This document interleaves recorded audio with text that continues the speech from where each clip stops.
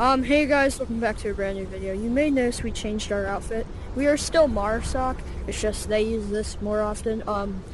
We are welcoming the retirement of one of our guys. He is retiring. He's still gonna technically be in the group, but he's not gonna be in the group. He's just gonna be recruiting people.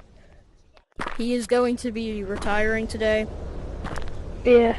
Microwave is retiring. Bye-bye, dude. Yeah. It's been a nice time having you. Yeah, thanks. Pull up!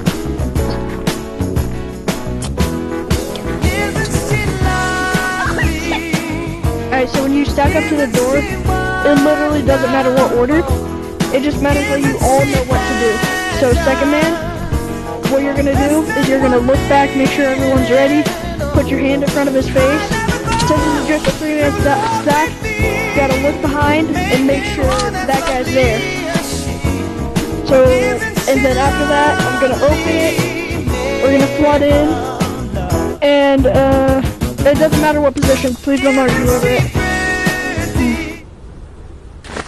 On you.